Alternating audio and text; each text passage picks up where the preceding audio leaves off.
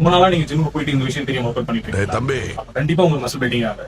அது என்னன்னு நான் சொல்றேன். எங்களோட பேஜை ஃபாலோ பண்ணி சேவ் பண்ணி வச்சுக்க. அது என்னன்னா ப்ராக்ரசிவ் ஓவர்லோட். ப்ராக்ரசிவ் ஓவர்லோட் என்னன்னா மசில் பில்டிங் பண்றதுக்கான ஒரு பேசிக் ஃபார்முலா தான். சிம்பிளா சொல்ல போனா ஒர்க் அவுட் டிஃபிகல்ட்டியை கொஞ்சம் கொஞ்சமா இன்க்ரீஸ் பண்றதுக்கு தான் ப்ராக்ரசிவ் ஓவர்லோட். ப்ராக்ரசிவ் ஓவர்லோட 3 விதமா பிரிக்கலாம். ஃபர்ஸ்ட் எப்படி ஒர்க் ஆகுதுன்னு பார்க்கலாம். செகண்ட் 1 வீக் யூஸ் பண்ணா என்ன நடக்குதுன்னு பார்க்கலாம். தேர்ட் ஒரு ஒர்க் அவுட்ஸுக்கு எத்தனை ரெப்ஸ்னு பார்க்கலாம். நீங்க ஒர்க் அவுட் பண்ணும்போது உங்களோட மசில் குட்டி குட்டியா டேர் ஆகும். ரெஸ்ட் எடுத்தீங்கன்னா சரியாகிடும். அதனால என்ன நடக்கும் பாத்தீங்கன்னா மசில் பில்டிங் நல்லா நடக்கும். உங்களோட மசிலும் ஸ்ட்ரென்த் ஆகும். இதுக்கு பேரு தான் மசில் ஹைப்பர்ட்ராஃபி.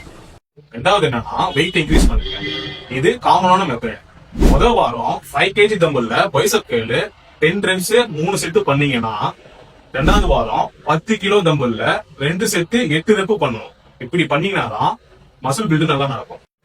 மூணாவது என்னன்னா நீங்க பழகின வெயிட்லயே உங்களுக்கு 3 செட்டு 12 ரெப்க்கு மேல போட முடிஞ்சதுன்னா அடுத்து வெயிட் இன்க்ரீஸ் பண்ணி ஃபெயிலியர் செட் வரைக்கும் போட ட்ரை பண்ணுங்க.